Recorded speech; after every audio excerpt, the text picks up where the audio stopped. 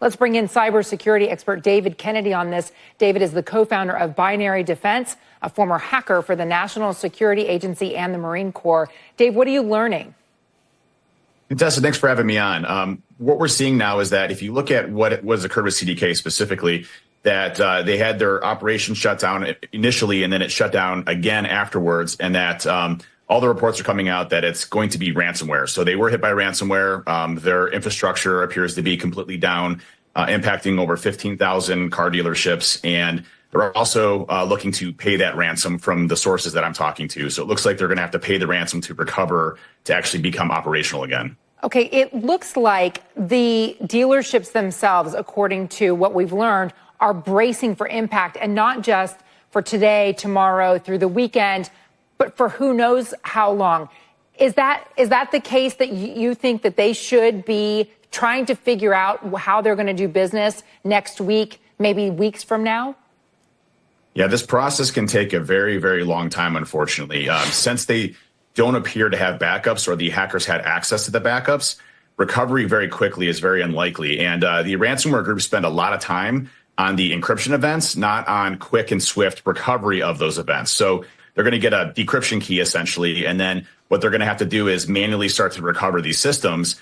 And what we've seen historically from a lot of these, it could take weeks or even months to fully recover from these types of data breaches, especially as large as this. Do you have any information about whether the hackers or the cyber attackers are contacting the customers, so the car dealerships themselves, and looking to make hay out of the confusion surrounding the attack? Yeah, right now is probably one of the most critical times. What these groups do is they create as much chaos as possible to inflict as much damage and pain on CDK. So they are calling car dealerships impersonating CDK. CDK is also releasing statements around, being very careful that they've heard of impersonations. I have a number of folks that are in dealerships in the IT space that have reported back to me that it's just really kind of a cluster right now. There's not a lot of communication coming back and forth, but these hackers are reaching out to dealerships claiming to be CDK, trying to hack them as they're going through. So dealerships should really be aware of what's happening right now and have their guards up for this specific breach. I mean, over 15,000 dealerships right now are currently impacted. All right. So if CDK is planning to pay this ransom, would that put an end to the damage? Most likely, yes. These groups actually have a lot of what they consider street credibility or reputation. When they get the payments, they typically will give you the ransomware keys back so that you can recover from this, and they stop the pain and agony and the suffering of everything they're doing during that period of time and then cool down. It doesn't mean that another group won't come in and try to do the same thing. If there's vulnerabilities, weaknesses, or exposures, we've seen secondary groups go after these types of companies for, maybe getting a smaller payday.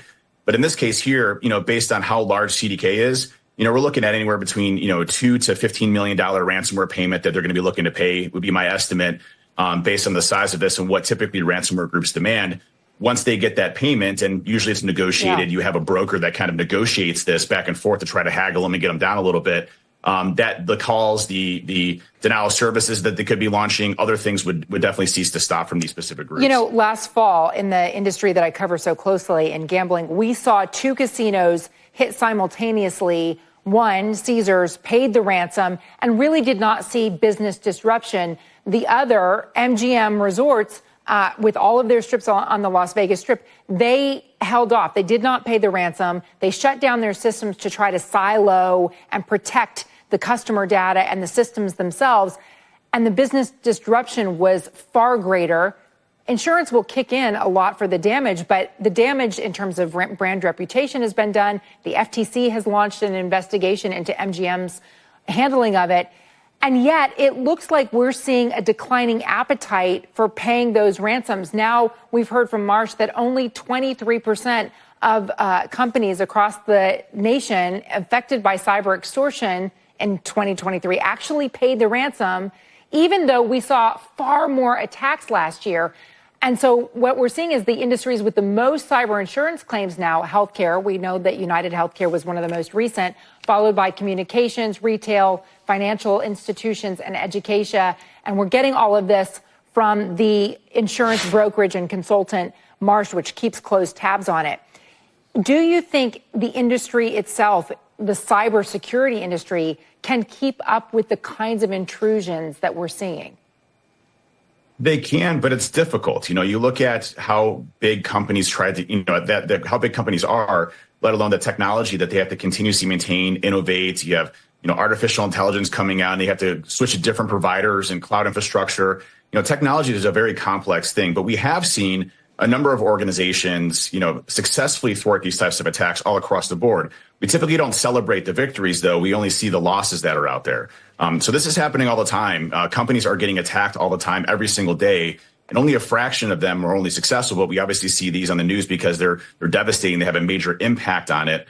But we're also seeing with this one specifically with CDK is that, the 23 to 26% statistic you saw in paying back, that's actually a good number, meaning that organizations are getting better at recovery and backups versus having to pay the ransom to recover their businesses. That was very different 3 to 4 years ago when that number was 50 to 60% paying the ransom. So there's a lot of innovation going on in this area to try to recover faster, stop these specific attacks, and it is having a big impact on this industry. There's just the problem is these groups are so large.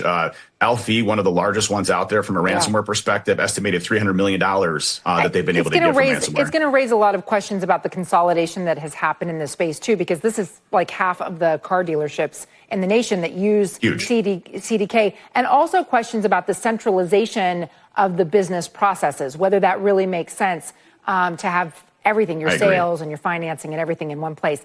It's great to talk to you, Dave. Thank you so much for your time today. Thanks so much. Always a pleasure. Still ahead, a bitter truth.